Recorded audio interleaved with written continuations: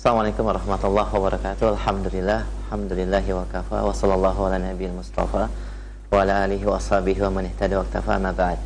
Pemirsa Roja TV dan pendengar Radio Roja yang dirahmati Allah Subhanahu wa taala. Alhamdulillah di kesempatan pagi hari ini, hari Jumat, insyaallah kita akan kembali memulai hari ini dengan satu kajian ilmiah dan pembahasan yang insyaallah sangat bermanfaat terkait dengan talkhis atau ringkasan daurah syariah yang ketujuh bersama Fadilat Syekh Ibrahim Ar-Ruhaili dan Syekh Abdul Malik Ramadhani Al-Jazairi hafizahumallahu ta'ala yang diselenggarakan di kota Solo. Dan pembahasan ini memasuki hari yang ketiga dari Selasa, Rabu, Kamis, dan Jumat, dan ini hari keempat, alhamdulillah.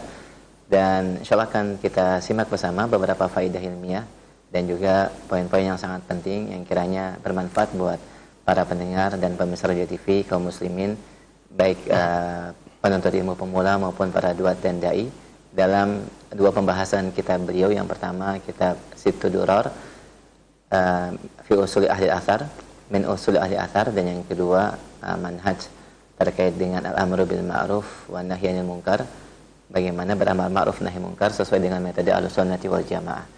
Dan pagi ini talkhis akan disampaikan oleh Al-Ustaz Rizal Yuliar Putra Nanda LC filahullahu ta'ala. Alhamdulillah beliau telah hadir di tengah-tengah kita. Langsung saja kita akan simak pembahasan dan ringkasan dari dua kitab ini dalam daurah yang diselenggarakan pada malam tadi. Dan pada Ustaz kami persilakan, falyatafaddal mashkura. Jazakumullahu khairan. Bismillahirrahmanirrahim. Assalamualaikum warahmatullahi wabarakatuh. Alhamdulillahi haqqa hamdih, wassalatu wassalamu ala afdali rusulih, habibina Muhammadin sallallahu alaihi wa ala alihi wa azwajihi wa ashabihi wa ikhwanih wa man istanna bisunnatihi wa ihtada bihadihi ila yaumi liqa'ih. Amma ba'du. Allahumma inna nas'aluka ilman nafi'a wa rizqan tayyiba wa amalan mutaqabbala. Allahumma 'allimna ma yanfa'una wanfa'na bima 'allamtana wa zidna 'ilma. Thumma amma ba'du. Ma'asyiral muslimin, saudara-saudariku di mana saja berada rahimakumullah, para pemirsa Roja TV yang semoga selalu dikasihi oleh Allah Subhanahu wa taala. Alhamdulillah, mengawali hari kita di hari Jumat yang mulia ini, kita dipertemukan oleh Allah Subhanahu wa taala dalam sebuah kebersamaan yang baik dan mulia, yaitu mengkaji bersama ayat-ayat Allah Subhanahu wa taala dan hadis-hadis Rasulullah alaihi salatu wassalam, terutama yang berkaitan dengan pelaksanaan daurah ilmiah ketujuh yang diselenggarakan di Solo bersama Fadilatul Syekh Profesor Dr. Ibrahim bin Amir Ar-Ruhaili hafizahullahu ta'ala, juga beliau Al-Syekh Abdul Malik bin Ahmad Ramadhani Al-Jazairi hafizahullahu ta'ala. Semoga ringkasan singkat di kesempatan pagi hari ini bisa melengkapi ringkasan-ringkasan yang disampaikan sebelumnya oleh para asatidzah yang lain untuk menyambung kebersamaan kita bersama beliau berdua, para syekh, sampai daurah ini berakhir insyaallah ta'ala. Ma'asyiral muslimin rahimakumullah, pemirsa Roja TV yang semoga selalu dimuliakan oleh Allah Subhanahu wa taala di mana saja berada. Kita awali dari kitab Sittu Durar min usuli ahli al-athar yang disampaikan oleh beliau Syekh Abdul Malik Ibn Ahmad Ramadhani hafizahullahu taala. Pada sesi sebelumnya beliau telah masuk pada pembahasan pilar prinsip yang keempat dari 6 pilar prinsip Ahlus Sunnah wal Jamaah yang berkonsentrasi pada langkah-langkah strategis sebuah perubahan atau perbaikan kaum muslimin dimanapun mereka berada, yaitu nailus su'dadi bil ilmi, bahwa menggapai kemuliaan yang hakiki maka harus diawali dan didasari di atas ilmu.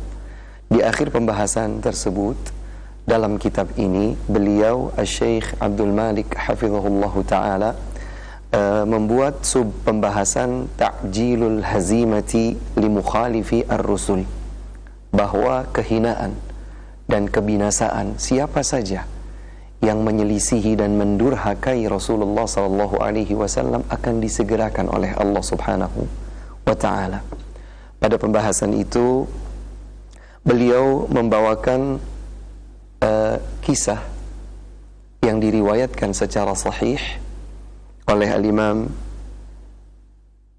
Muhammad ibn Ismail al-Bukhari dalam kitab sahihnya tentang bagaimanakah dahulu utusan Rasulullah sallallahu alaihi wa ala alihi wasallam bernama Abdullah ibn Hudzafah As-Sahmi radhiyallahu taala anhu, ketika Rasulullah mengutus beliau untuk membawa risalah Islam, ajakan dakwah kepada Kisra, penguasa negeri Persia saat itu.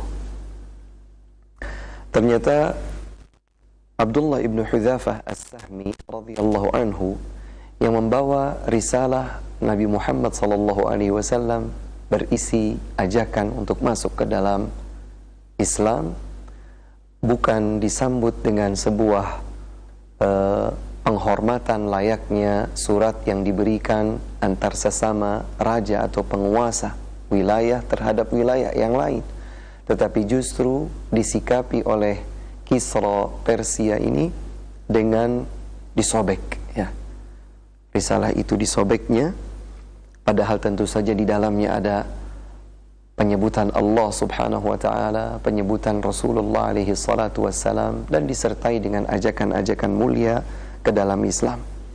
Ternyata setelah disobek, maka informasi tersebut sampai kepada Rasulullah sallallahu alaihi wa ala alihi wasallam, dan Rasulullah alaihi salatu wassalam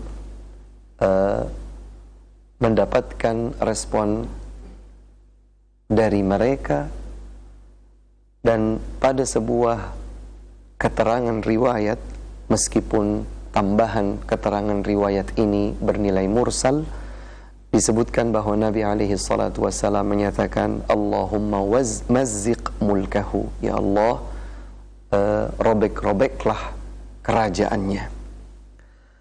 Ternyata tidak terhenti sampai di situ. Ternyata Kisra, penguasa Persia waktu itu, justru mengirimkan sebuah surat kepada penguasa atau gubernurnya di wilayah Yaman yang waktu itu berada di bawah kekuasaannya. Ada penguasanya bernama Badhan di wilayah Yaman. Kemudian diminta kepada Badhan untuk mengirimkan 2 orang terbaik untuk membawa surat balasan, ya, untuk membawa surat balasan. Maka diutuslah seorang bernama Qahraman dan yang lainnya, satu lagi. Kemudian ketika keduanya sampai ke kota Madinah, di mana Rasulullah alaihi salatu wassalam bersama para sahabatnya berada di sana, maka keduanya memberikan surat balasan Kisra Persia itu kepada Rasulullah alaihi salatu wassalam. Nabi sallallahu alaihi wasallam tersenyum, kemudian mengajak keduanya, Qahraman dan rekan satunya lagi, untuk masuk Islam.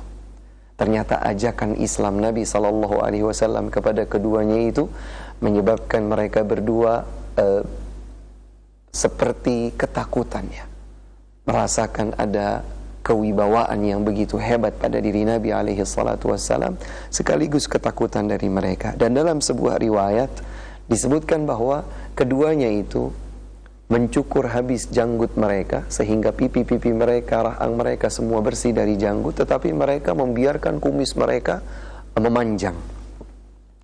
Maka Rasulullah alaihi salatu wassalam bertanya kepada mereka berdua, siapa yang perintahkan kalian berdua untuk melakukan seperti itu? Maka keduanya menjawab, yang perintahkan kami adalah penguasa kami atau raja kami, yaitu Kisra, ya, Kisra Persia. Maka Rasulullah alaihi salatu wassalam menyatakan, adapun aku diperintahkan oleh Rabbku Allah subhanahu wa ta'ala untuk memelihara atau memanjangkan janggutku, dan aku mengambil atau memotong kumisku. Kemudian kata Nabi SAW kepada keduanya, kembalilah kalian berdua kepadaku esok, sehingga aku akan kabarkan apa yang aku sikapi atau sikap apa yang aku akan berikan terhadap surat tersebut. Di keesokan harinya keduanya datang menjumpai Nabi SAW kembali.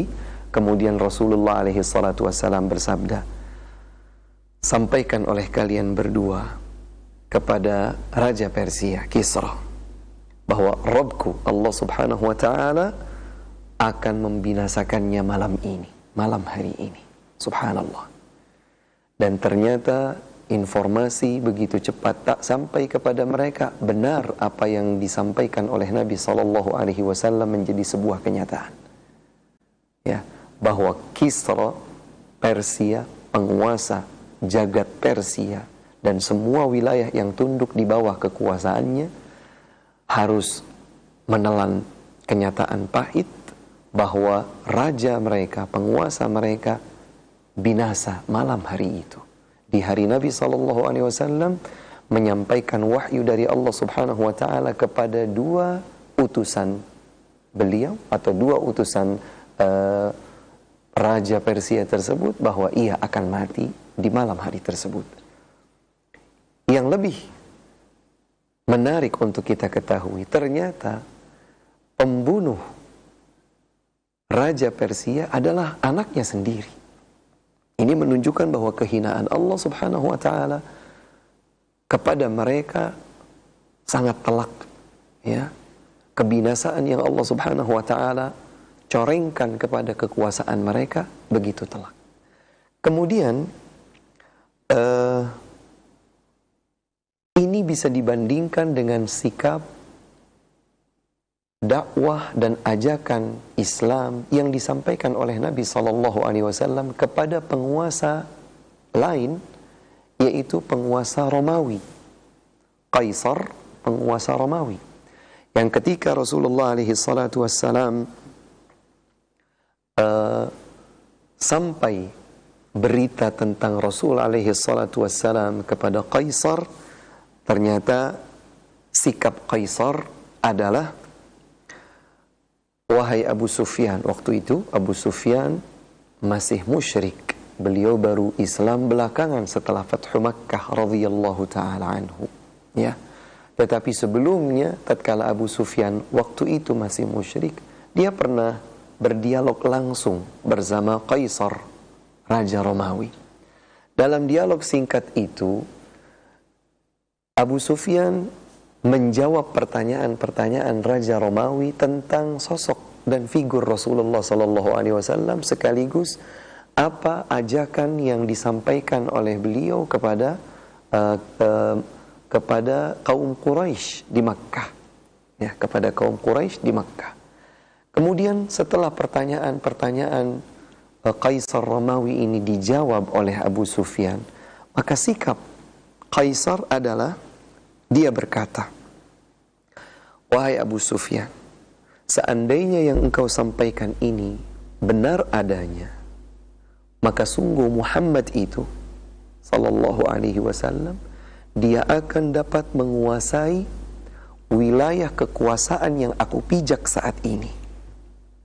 Dan aku telah mengetahui bahwa Nabi akhir zaman memang akan muncul, tapi aku tidak mengira bahwa Nabi akhir zaman itu ternyata muncul dari kalangan kalian atau dari etnis Arab, yaitu Abu Sufyan dan orang-orang Quraisy di Makkah.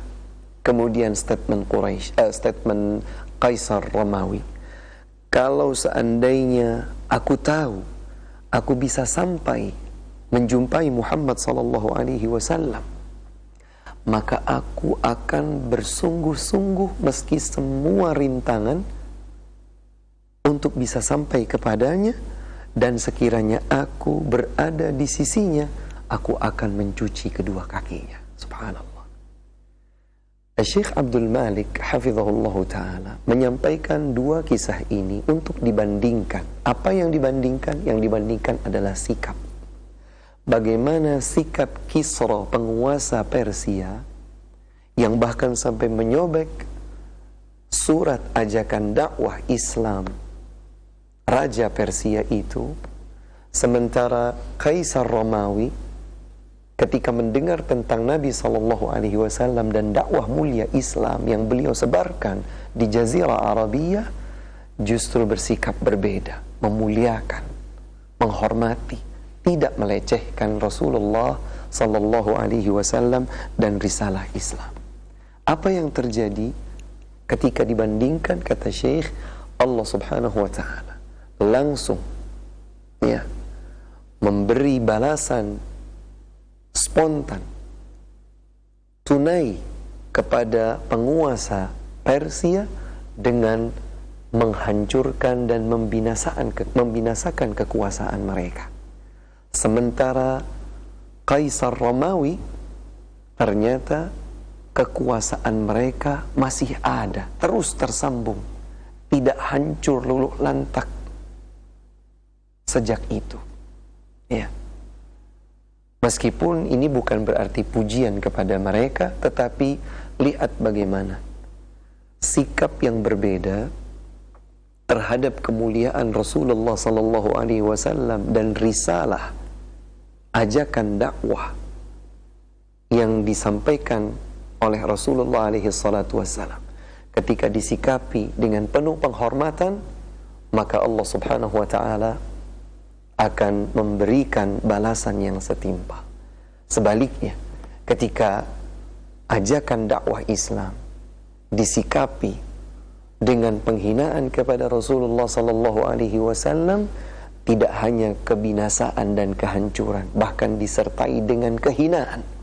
Bagaimana hancur dan binasanya Kisra, penguasa Persia, bahkan kebinasaannya itu menjadi sebuah kehinaan karena dia tewas dibunuh oleh putranya sendiri. Ma'asyiral muslimin rahimakumullah di mana saja berada. Kemudian di bagian akhir dari poin tersebut, Syekh Abdul Malik hafizahullahu ta'ala menyatakan, hendaklah kita sebagai kaum muslimin mengambil pelajaran berharga dari ini, bahwa meraih kemuliaan hakiki itu bukan dengan semata-mata merenggut kekuasaan, tetapi justru meninggalkan jalan ilmu.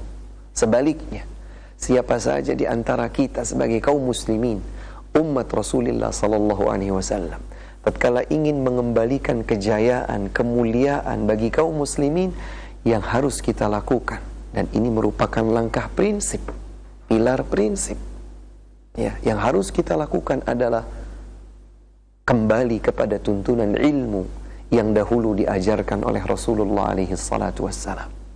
Belajar Al-Quran, belajar Al-Hadith,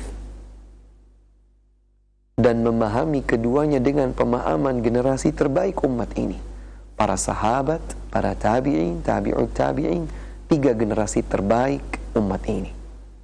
Dengan demikian, pastilah Allah Subhanahu wa Ta'ala akan memberikan janjinya tersebut. Kemuliaan akan diberikan karena menyikapi kebaikan, menyikapi kebenaran, menyikapi ajakan dimurnikannya tuntunan Islam, akan menjadikan seseorang dimuliakan oleh Allah Subhanahu wa Ta'ala. Para pemirsa Roja TV rahimakumullah, dimanapun berada, dengan demikian berakhirlah poin pilar prinsip yang keempat yang disampaikan di dalam kitab Sittu Durar ini. Kemudian beliau masuk kepada pilar prinsip yang kelima, yaitu ar-raddu 'alal mukhalif minal amri bil ma'ruf wan nahyi 'anil munkar. Meluruskan kekeliruan, memberikan koreksi terhadap penyimpangan, itu bagian dari amar ma'ruf nahi munkar. Izinkan saya mengingatkan kembali kepada pemirsa semuanya bahwa judul besar dari kitab Sittu Durar adalah konsep bagaimanakah Ahlus Sunnah wal Jamaah dituntun tatkala mereka ingin meraih proses perbaikan, dikembalikannya kemuliaan kepada Islam dan kaum muslimin, itu bukan sekedar dengan langkah-langkah adu otot, kekuatan, kekuasaan semata, tetapi justru Islam menjalankan dengan baik, indah, dan sempurna. Kalau sebelumnya tadi adalah dengan kokoh di atas ilmu, konsisten di atas Al-Quran, Al-Hadis, maka selanjutnya yang kelima adalah mempertahankan amar ma'ruf nahi mungkar di dalam tubuh kaum muslimin, meskipun itu dengan memberikan koreksi-koreksi terhadap penyimpangan-penyimpangan, meluruskan kekeliruan-kekeliruan. Dan ini perlu dijelaskan bahwa sebagian orang berpikir sesungguhnya ketika kita ingin memberikan koreksi terhadap kekeliruan atau penyimpangan yang terjadi di dalam internal kaum muslimin, kata orang, ini justru akan menimbulkan perselisihan, bahkan perpecahan. Ya, ini akan mengacaukan barisan saf kaum muslimin, kata mereka. Atau ini justru akan menyulut ya perpecahan, pertikaian di antara kaum muslimin. Sehingga kata mereka tidak perlu kita misalnya membantah sebuah kekeliruan, meluruskan sebuah penyimpangan, menyingkap tabir kesesatan di tengah-tengah umat. Tidak perlu itu dilakukan. Yang penting kita selamat dari kecaman kaum kafir misalnya. Kita selamat dari propaganda dan makar kaum kufar misalnya. Itu kata mereka. Maka Asy-Syaikh meluruskan hal itu. Beliau menyampaikan pada pilar prinsip yang kelima ini bahwa kemuliaan Islam akan kembali, kejayaan Islam akan kembali kepada umat Islam, kepada kaum muslimin dengan cara amar ma'ruf nahi mungkar, dan itu dimulai dari tubuh kaum muslimin sendiri. Jika konsekuensinya sekalipun adalah menyingkap tabir kekeliruan, penyimpangan di dalam tubuh kaum muslimin, maka itu dilakukan. Kemudian ada beberapa penjelasan yang beliau sampaikan di sini, dan alhamdulillah para pemirsa sekalian, ini menarik karena poin kelima dari pilar prinsip ini ternyata secara gamblang, terperinci, lebar, luas dibahas pada risalah daurah Syekh Profesor Dr. Ibrahim bin Amir Ar-Ruhaili hafizahullahu ta'ala dengan judul penjelasan manhaj Ahlus Sunnah wal Jamaah di dalam amar ma'ruf nahi mungkar. Jadi amar ma'ruf nahi mungkar itu juga butuh fiqih, ada panduannya, ada tuntunannya. Jadi Syekh Abdul Malik dalam risalah ini menyebutkan garis besarnya, sementara kajian kitab Syekh Ibrahim hafizahullahu ta'ala memberikan rinciannya di dalam poin ini.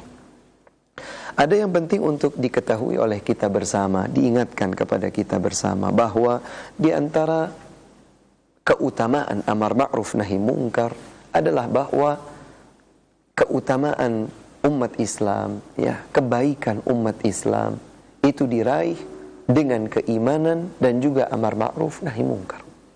Allah Subhanahu wa taala berfirman di dalam surat Ali Imran ayat 110, kuntum khaira ummatin ukhrijat lin-nas ta'muruna bil ma'ruf wa tanhauna 'anil munkar wa tu'minuna billah. Ya. Allah Subhanahu wa taala berfirman, kalian menjadi sebaik-baik umat yang muncul di tengah seluruh manusia. Jadi sebaik-baik umat di tengah semua manusia yang pernah muncul di antara semua manusia. Kalian yang terbaik. Kenapa? Karena kalian beramar ma'ruf, nahi mungkar, dan beriman kepada Allah Subhanahu wa ta'ala. Jadi ada iman yang merupakan hubungan baik diri seorang hamba kepada Allah Subhanahu wa ta'ala, dan ada amar ma'ruf nahi mungkar yang merupakan hubungan sosial antara seseorang dengan sesama kaum muslimin. Ternyata dengan itulah kebaikan akan diraih oleh kaum muslimin, kejayaan akan diraih oleh kaum muslimin. Sebagaimana juga ayat lain masih di dalam surat Ali Imran ayat 104. Allah Subhanahu wa taala berfirman, "Wal takum minkum ummatun yad'una ilal khair wa ya'muruna bil ma'ruf wa yanhauna 'anil munkar wa ulaika humul muflihun." Allah berfirman, hendaklah ada dari antara kalian sebagian orang yang beramar ma'ruf, nahi munkar, mengajak kepada kebaikan, mengajak kepada yang ma'ruf, mencegah dari yang mungkar, dan mereka itu adalah orang-orang yang beruntung. Subhanallah. Pemirsa Raja TV rahimakumullah, demikian pula Rasulullah alaihi salatu wassalam menggambarkan bagaimana seorang mukmin itu berposisi layaknya cermin terhadap sesama mukmin yang lain. Si A mukmin, si B mukmin. Maka Rasulullah alaihi salatu wassalam menggambarkan bahwa seorang mukmin merupakan cermin bagi mukmin yang lain. Coba kalau kita ingat bagaimana kita ketika ingin mengetahui apa yang ada pada diri kita ini, maka tentu kita praktis akan mencari cermin. Apa yang dilakukan oleh cermin? Yang dilakukan oleh cermin adalah dia memberikan feedback kepada kita dengan memberitahukan apa yang ada pada kita. Kalau kita mau melihat wajah di cermin, maka mungkin kalau ada noda di pipi atau apa di mata misalnya, maka kita jadi tahu. Sehingga noda tersebut bisa kita bersihkan. Seakan cermin memberitahukan kepada kita, ada noda di pipimu, ada goresan di matamu, ada sesuatu di dagumu, ada sesuatu di dahimu. Kemudian kita jadi bertindak. Maka Rasulullah SAW memberikan sebuah analogi. Kata beliau, al-mu'minu mir'atul mu'mini. Seorang mukmin adalah cermin bagi mukmin yang lain. Wal mu'minu akhul mu'min. Seorang mukmin adalah saudara bagi mukmin yang lain. Yakuffu alaihi dhai'atahu wa yahutuhu min waraihi. Semua yang lemah dikuatkan oleh mukmin yang lain, mukmin yang lemah dikuatkan oleh mukmin yang lain, dan sesuatu yang kurang perlu dilengkapi, perlu ditopang, maka ditopang juga oleh mukmin yang lain. Subhanallah. Maka pembahasan tentang al-amru bil ma'ruf wan nahyu 'anil munkar, baik di internal tubuh kaum muslimin ataupun di eksternal kaum muslimin, ini menjadi sebuah upaya yang seimbang, terutama ketika kita ingin memperbaiki kejayaan umat. Kemudian beliau menyampaikan di dalam kitabnya ini, dan beliau juga menjelaskan bahwa justru membiarkan kemungkaran yang ada di dalam tubuh kaum muslimin, kesyirikan dibiarkan, ya, hal-hal yang tidak sesuai dengan tuntunan sunnah Nabi alaihi salatu wassalam, bid'ah, baik bid'ah itu yang sampai kepada kekufuran, sampai kepada kesyirikan, atau mungkin hanya sebatas pelanggaran yang tidak sampai kepada kesyirikan, itu semua yang terjadi di dalam tubuh kaum muslimin harus ditegakkan amar ma'ruf nahi munkar. Karena kita adalah cermin buat mereka, sebagaimana mereka juga cermin buat kita. Dan ketika ini dahulu ditinggalkan oleh Yahudi Bani Israel, Ahlul Kitab, mereka tidak saling beramar ma'ruf nahi munkar, justru Allah Subhanahu wa ta'ala membinasakan mereka. Ya. Allah Subhanahu wa ta'ala membinasakan mereka. Tadi sudah dijelaskan bagaimana kisah Kisra, ya, penguasa Persia, yang bahkan dibunuh oleh anaknya sendiri. Kalau kita berpikir bahwa mereka itu adalah satu kesatuan yang kokoh, musuh kaum muslimin, ternyata di dalam tubuh mereka sendiri, mereka juga saling menjatuhkan, bahkan saling membunuh. Kenapa? Salah satu di antaranya karena mereka tidak menegakkan amar ma'ruf nahi munkar. Allah Subhanahu wa ta'ala berfirman di dalam surat Al-Maidah ayat 79, "Kanu la yatanahawna 'an munkarin fa'alu labi'sa ma kanu yaf'alu." Kebinasaan yang terjadi pada Yahudi Bani Israel disebabkan dahulu mereka tidak saling mencegah dari yang mungkar. yang terjadi di tengah-tengah mereka. Maka sungguh buruk apa yang mereka kerjakan itu. Jadi jangan kita berpikir kalau untuk menjaga kesatuan dan persatuan umat itu dengan membiarkan yang mungkar, tidak perlu diajak orang kepada yang ma'ruf, itu akan menguatkan tubuh umat Islam. Itu adalah pemahaman yang keliru. Itu adalah asumsi yang tidak tepat. Justru ketika satu keburukan, satu noktah hitam yang menodai kesucian umat Islam dengan tuntunan syariat Islam yang jernih, dibiarkan noktah tersebut, noktah ini akan semakin melebar dan meluas. Bahkan barangkali noktah itulah yang akan menyebabkan kebinasaan kaum muslimin lambat laun. Bahkan permusuhan di antara mereka, ya, kebencian di antara mereka, ahlul kitab Yahudi, disebabkan karena itu. Allah berfirman dalam surat Al-Maidah ayat 63, wa alqaina bainahumul adawata wal baghdha ila yaumil qiyamah. Allah Subhanahu wa taala, kami, kata Allah, akan memberikan kepada mereka, melemparkan kepada mereka permusuhan dan juga kebencian satu sama lain di antara mereka hingga hari kiamat tiba. Karenanya, para pemirsa sekalian rahimakumullah, kalau kita perhatikan indahnya perjalanan dakwah Rasulullah alaihi salatu wassalam, beliau tidak hanya mengajak para penguasa seperti penguasa Persia, Raja Romawi untuk masuk Islam, sehingga Islam semakin meluas. Bukan hanya itu, bahkan Nabi SAW juga memberikan koreksi-koreksi, meluruskan kekeliruan-kekeliruan kaum muslimin para sahabat. Ya, tidakkah kita ingat bahwa Rasulullah SAW ketika ada 3 orang sahabat yang mereka itu memiliki tekad-tekad sekilas baik.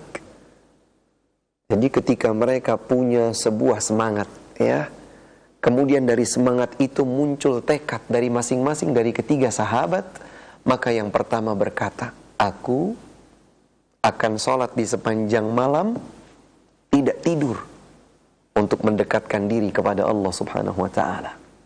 Yang kedua bertekad, aku akan puasa sepanjang tahun, tidak satu hari pun dari 1 tahun ini ditinggalkan puasanya. Sementara yang ketiga berkata, aku tidak akan menikahi wanita, aku akan fokus beribadah kepada Allah Subhanahu wa ta'ala. Sekilas nampaknya baik. Orang sholat malam, sepanjang malam sholat, bukankah baik? Sekilas baik. Setiap hari puasa, bahkan siklus puasa yang Nabi nyatakan terbaik adalah siklus puasa Nabi Dawud, 1 hari puasa 1 hari tidak, dikalahkan oleh tekad sahabat ini. Kata beliau, aku akan puasa sepanjang tahun setiap hari. Sekilas baik. Kemudian yang ketiga, aku tidak akan sibuk dengan urusan dunia, perempuan, anak-anak, dan lain sebagainya. Aku tidak akan menikah. Tatkala tekad-tekad ini sampai kepada Nabi SAW, maka Nabi bertanya kepada mereka, benarkah kalian telah menyampaikan statement tekad tersebut? Mereka menjawab, ya wahai Rasulullah SAW. Maka Rasulullah SAW menyatakan, ama wallahi inni la atqakum li rabbikum wa akhsyakum lah. Ketahuilah, sesungguhnya aku adalah hamba yang dijadikan oleh Allah Subhanahu wa ta'ala paling bertakwa dan paling takut kepadanya. Akan tetapi aku, walakinni usalli wa ana, aku tidur dan juga sholat. Wa asum wa uftir, terkadang puasa, terkadang tidak, untuk puasa nafilah. Wa atazawwajun nisa, dan aku menikah dengan para wanita. Kemudian di akhir pesan Nabi, faman raghiba an sunnati falaysa minni, siapa yang benci terhadap tuntunan sunnahku, dia bukan bagian dariku. Artinya Nabi SAW tidak membiarkan, oh ini sudah baik, ketika itu tidak sesuai dengan tuntunan Allah Subhanahu wa ta'ala, tidak sesuai dengan bimbingan Rasulullah SAW, beliau luruskan. Meskipun sekilas kesannya seperti baik, tapi tatkala itu keluar, menyimpang, keliru, membuka pintu kekeliruan yang besar kepada umat Islam yang lain, maka ini diluruskan, dikembalikan kepada relnya. Inilah yang beliau maksud bahwa pilar prinsip dalam konsep perbaikan umat Islam menuju kejayaan mereka kembali harus dengan tegaknya amar ma'ruf nahi mungkar. Bahkan sekiranya amar ma'ruf nahi mungkar itu ditujukan kepada sesama kaum muslimin. Dan karena itu alhamdulillah sekali lagi kami sampaikan ringkasan terhadap kajian kitab Syekh Ibrahim, penjelasan tentang manhaj Ahlus Sunnah wal Jamaah di dalam beramar ma'ruf nahi mungkar, disertai dengan rincian dalil setiap klasifikasi kondisi amar ma'ruf nahi mungkar penting untuk diikuti oleh kita semua. Demikian kurang lebih gambaran dari ringkasan penjelasan Syekh Abdul Malik bin Ahmad Ramadhani hafizahullahu ta'ala. Kemudian ada ringkasan yang berkaitan dengan sesi penjelasan beliau Syekh Profesor Dr. Ibrahim bin Amir Ar-Ruhaili hafizahullahu ta'ala dalam kitab beliau Bayan Manhaji Ahli Sunnati wal Jamaah fil amri bil ma'ruf wal nahi anil munkar. Dan pada pertemuan semalam kemarin ya, beliau menjelaskan syubhat yang ketiga dari beberapa syubhat yang beredar seputar amar ma'ruf nahi mungkar. Ya. Syubhat yang pertama misalnya tentu sudah diringkaskan, tapi coba kami ingatkan kembali poinnya. Syubhat yang pertama mengatakan bahwa boleh seseorang itu meninggalkan amar ma'ruf jika dia merasa belum istiqamah, begitu. Kalau dia sendiri juga terkadang masih berbuat dosa gitu ya, merasa belum sempurna, ya sudah nggak apa-apa, tidak perlu amar ma'ruf nahi mungkar. Syubhat ini sudah diluruskan. Ini kekeliruan dalam berfikir. Ya. Kemudian syubhat yang kedua sempat juga dikaji bahwa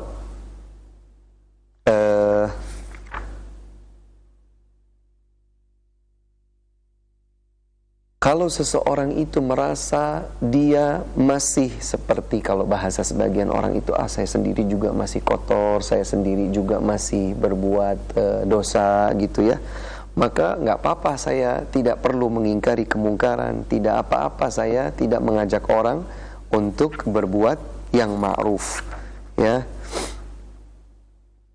Jadi syubhat yang pertama tadi berkaitan dengan alaikum anfusakum la yadurrukum man dhalla idza tadaitum. Sudah, kalau kita sudah istiqamah meskipun yang lain itu belum istiqamah, ya enggak harus, yang penting kita selamat saja. Ya. Tidak masalah kalau orang lain juga menyimpang. Ini sudah diluruskan. Syubhat yang kedua tadi, kalau merasa masih belum sempurna dalam menjalankan syariat Islam, kenapa saya harus menjadi seperti lilin ya, yang menerangi tetapi membakar diri sendiri dan seterusnya. Ini dalam konsep amar ma'ruf nahi mungkar ada syubhat yang perlu diluruskan juga. Kemudian syubhat yang ketiga yang kemarin dibahas, sebagian orang meninggalkan amar ma'ruf nahi mungkar dengan dalih bahwa orang tidak menerima. Saya nggak usah amar ma'ruf nahi mungkar. Ya, karena mungkin orang tidak bisa menerima amar ma'ruf nahi mungkar saya. Tidak perlu saya buang-buang waktu, tidak perlu saya buang-buang tenaga misalnya. Ini juga kekeliruan ya. Apalagi kalau ketika syubhat ini seakan didasari oleh sebuah ayat. Seperti firman Allah Subhanahu wa taala, "Fadzakir in nafa'ati dzikra." Ingatkanlah, berikan tazkir. Seandainya tazkir itu bermanfaat, ya. Seandainya pengingat itu bermanfaat, maka sampaikan. Maka ini dijawab bahwa hal ini tidaklah benar, ya, tidaklah benar, karena seseorang itu tidak dilihat di dalam beramar ma'ruf nahi mungkar tidak terikat dengan ajakan tersebut diterima oleh orang ataukah tidak. Karena tugas kita adalah menyampaikan. Adapun hasilnya, maka itu adalah hak yang menjadi wewenang Allah Subhanahu wa ta'ala. Demikianlah para nabi dan rasul, mereka menyampaikan. Dan di antara manusia, di antara umat-umat para rasul, ada yang beriman, namun ada juga yang tidak beriman. Bukan berarti para nabi dan rasul itu berkata, aku tidak perlu sampaikan karena aku tahu umatku tidak bisa menerima amar ma'ruf nahi mungkarku. Subhanallah. Tidak benar, ya. Karenanya Allah Subhanahu wa ta'ala berfirman, "Wa ma tas'aluhum 'alaihi min ajr in huwa illa dzikrun lil 'alamin." Ya, engkau tidak mengharapkan dari mereka imbalan. Tidaklah yang engkau sampaikan kecuali sebagai pengingat untuk segenap alam semesta. Dalam surat Yusuf ayat 104. Demikian pula Allah berfirman dalam surat Al-Ghashiyah yang sering kita dengar. Misalnya dalam salat Jumat, ya. Biasanya imam baca surat Al-A'la pada rakaat pertama, kemudian pada rakaat kedua surat Al-Ghashiyah, Allah berfirman, "Fadzakkir innama anta mudzakkir lasta 'alaihim bimusaitir." Sampaikan, ingatkan, sesungguhnya engkau adalah pengingat. Engkau bukan penguasa bagi mereka.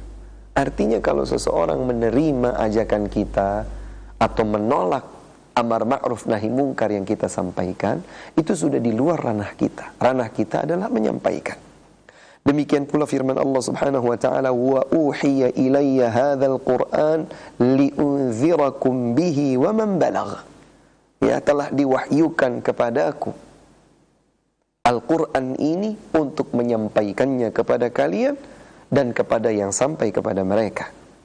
Tabarakalladzi nazzala al-furqana ala 'abdihi liyakuna lil 'alamin nadhira. Ya. Segala puji bagi Allah. Maha mulia Allah Subhanahu wa ta'ala yang menurunkan Al-Furqan, yaitu Al-Quran, kepada hambanya Nabi Muhammad sallallahu alaihi wasallam agar beliau menjadi penyampai peringatan, nadhir untuk segenap alam semesta. Karenanya dari ayat-ayat yang dibacakan tadi diluruskanlah syubhat bahwa kalau ada seseorang berpikir saya tidak perlu beramar ma'ruf nahi mungkar dengan dalih orang yang disampaikan amar ma'ruf nahi mungkar kepadanya tidak menerima, maka ini tidak mengharuskan dia meninggalkan amar ma'ruf nahi mungkar tersebut. Dia tetap sampaikan. Dia sampaikan upaya kebenaran diingatkan kepada orang lain. Adapun hasilnya itu sudah bukan wewenangnya, dia kembalikan kepada Allah Subhanahu wa ta'ala. Kemudian dijelaskan cukup panjang dan lebar bahwa makna in di sini menjadi titik perbedaan makna di antara para ulama, ya, perbedaan makna yang ditafsirkan oleh para ulama.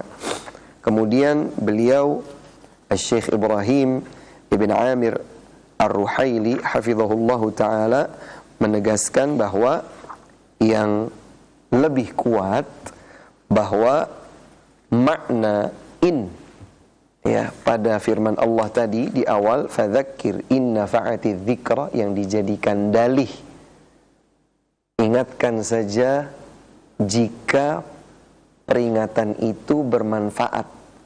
Ini kan dijadikan dalih oleh sebagian orang untuk meninggalkan amar ma'ruf nahi mungkar. Kan jika bermanfaat. Kalau tidak bermanfaat, ya sudah, tinggalkan saja. Nah, seakan-akan pemahaman ini terbatas pada titik tersebut sehingga menjadikannya dalih untuk tidak beramar ma'ruf nahi mungkar. Ketika in diartikan jika, ada syarat, silakan sampaikan amar ma'ruf nahi mungkar jika bermanfaat. Nah, kemudian terbatas sampai di kata jika itu, jika demikian maka demikian, sehingga ini harus diluruskan. Ya, ini harus diluruskan. Kata Syekh hafizahullah ta'ala, yang lebih kuat adalah makna jika di dalam ayat tersebut, ya, sebagaimana yang dijelaskan oleh Syekhul Islam Ibnu Taimiyah rahimahullahu taala, kemudian juga dikuatkan oleh Syekh Muhammad Al-Amin Asy-Shinqiti rahimahullahu taala, bahwa meskipun maknanya jika sebagaimana zahir ayat tersebut, itu bukan berarti kemudian artinya hanya dilakukan ketika bermanfaat saja. Karena makna bermanfaat ini, ya, bermanfaat ini kaitannya dengan hasilnya. Kaitannya dengan hasilnya. Artinya ketika Allah Subhanahu wa taala perintahkan kita untuk beramar ma'ruf nahi mungkar, kita sampaikan. Bermanfaat atau tidak bermanfaat, artinya diterima atau tidak diterima, itu sudah bukan wilayah kita. Ya, yanbaghi an yufham hadzal ma'na ala wajhihi sahih, kata beliau. Seyogianya, sepantasnya makna ini terpahami dengan baik. Terpahami dengan baik. Kata beliau, fallahu amara bit-tadhkir in nafa'ati dzikra wa 'allaqa an-naf'a bidzikra wa lam yu'alliqhu bil mad'u. Alhamdulillah. Kata beliau, kata Syekh Ibrahim bin Amir Ar-Ruhaili hafizahullah, Allah Subhanahu wa taala memerintahkan kita di dalam ayat tersebut, fadzakir in nafa'ati dzikra, berikan peringatan, ajak orang, amar ma'ruf nahi mungkar, sekiranya itu bermanfaat bagi mereka. Yang menjadi titik pengikatnya itu adalah zikra, pengingatnya, amar ma'ruf nahi mungkarnya, bukan orang yang disampaikan amar ma'ruf nahi mungkar tersebut. Artinya apa yang akan menjadi feedback, hasil, sikap, respon orang yang kita sampaikan amar ma'ruf nahi mungkar kepadanya, bukan kepada itu, terikatnya dengan zikranya. Sehingga manfaat yang luas, ya, manfaat yang luas ini terikatnya bukan dengan orangnya, tetapi dengan proses penyampaiannya. Kata beliau, ja'alan naf'a 'amman wa lam yuqayyidhu bil istijabah. Allah Subhanahu wa taala menjadikan, ya, tazkir, amar ma'ruf nahi mungkar ini terikat dengan syarat, bukan dengan syarat yang hanya sebatas pada respon, tetapi terbatas terikat dengan semua kebaikan yang ada. Ya, Allah tidak berfirman dzakir man yastajibalak, amar ma'ruflah nahi mungkarlah, ingatkanlah orang-orang yang akan merespon positif amar ma'ruf nahi mungkarmu. Tidak, Allah tidak sampaikan demikian. Karenanya kita dapatkan amar ma'ruf nahi mungkar, memberikan nasihat, mengingatkan orang lain, itu pasti bermanfaat. Bermanfaatnya kepada siapa saja? Beliau sebutkan ada 3 di sini. Kata beliau, naf'u dzikra a'ammu minal istijabah. Ya, mengingatkan orang lain, beramar ma'ruf nahi mungkar kepada orang lain, itu manfaatnya lebih luas daripada hanya sekedar manfaat kalau direspon dengan baik. Ini manfaatnya luas. Kepada siapa saja manfaat itu sampai. Yang pertama kata beliau, fa fit tadhkiri naf'un lil mudzakkiri bil ajri. Orang yang memberikan manfaat akan dapat, orang yang memberikan amar ma'ruf nahi mungkar akan mendapatkan manfaat pahala. Ya, manfaat pahala. Dengan seseorang itu berdakwah, beramar ma'ruf nahi mungkar, mengingatkan orang lain, baik untuk yang ma'ruf atau menghindari yang mungkar, dia dapat pahala. Dia sebagai penyampai amar ma'ruf nahi mungkar dapat pahala. Ini satu. Yang kedua, wa naf'un lil mudzakkaril mustajibi bil istijabah.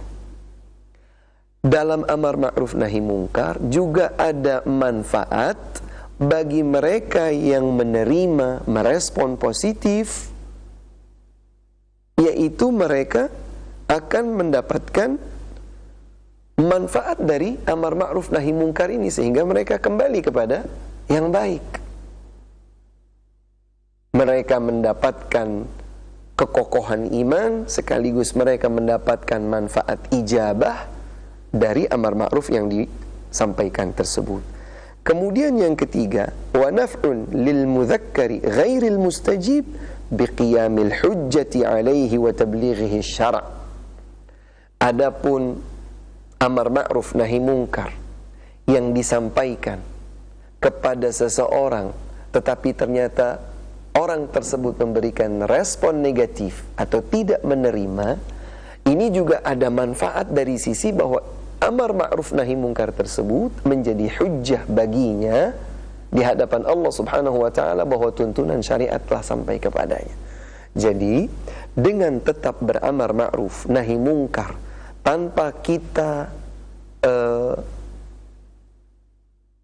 kita mengikatnya jika bermanfaat dengan respon positif saja, ya, ini justru lebih besar. Sehingga baik dia menerima nasihat kita atau tidak menerima nasihat kita, baik seseorang menerima amar ma'ruf nahi mungkar kita atau tidak menerimanya, amar ma'ruf nahi mungkar harus tetap disampaikan. Tidak dihentikan hanya dengan dalih, ya kalau bermanfaat amar ma'ruf nahi mungkarku aku akan sampaikan. Ya kalau dia bisa menerima maka aku akan nasihati. Tidak. Dia menerima atau dia tidak menerima, kita sampaikan. Tentu ini juga berkaitan dengan etika amar ma'ruf nahi mungkar lainnya yang sudah dibahas sebelum-sebelumnya. Bagaimana syarat seorang yang beramar ma'ruf nahi mungkar, ya, berilmu, ya, dengan sabar, dengan penuh kelemah lembutan, kemudian dengan uslub metode yang baik dan seterusnya. Ya, artinya syubhat seseorang meninggalkan amar ma'ruf nahi mungkar dengan dalih, jangan buang-buang waktu atau buang-buang tenaga kalau seandainya ini nanti akan ditolak. Tidak. Ya.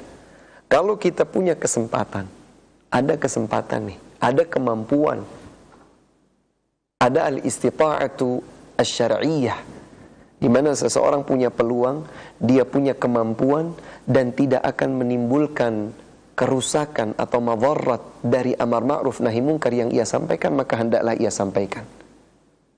Tanpa dia harus memperinci pertanyaan di dalam dirinya sebagai syubhat, kira-kira dia terima atau tidak ya. Enggak, dia harus sampaikan dulu. Ada peluang, ada kemampuan, tidak ada perkiraan munculnya kerusakan yang besar, maka amar ma'ruf nahi mungkar ini disampaikan.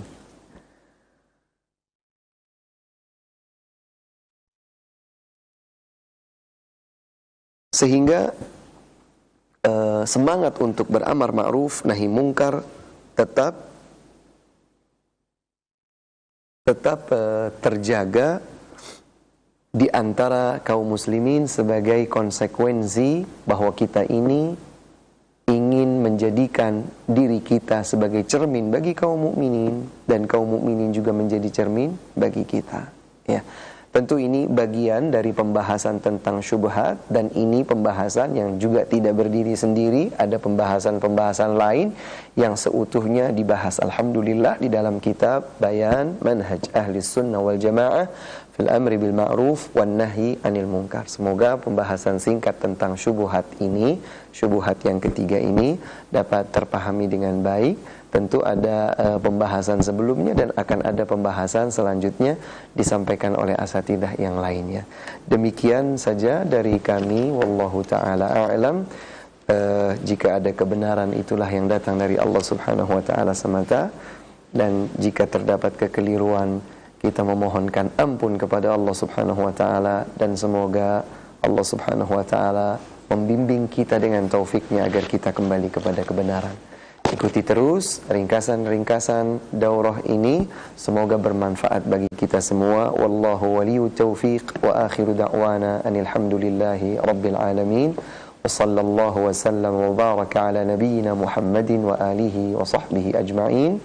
Subhanakallahumma wa bihamdik, asyhadu an la ilaha illa anta, astaghfiruka wa atubu ilaik.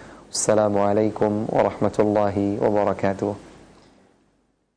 Waalaikumsalam warahmatullahi wabarakatuh. Dan kami mengucapkan jazakallah khair pada Al-Ustaz Rizal Yuliar Putrana LC hafizahullah ta'ala yang telah meluangkan waktu dan memberikan faedah ilmu yang sangat bermanfaat di kesempatan pagi ini.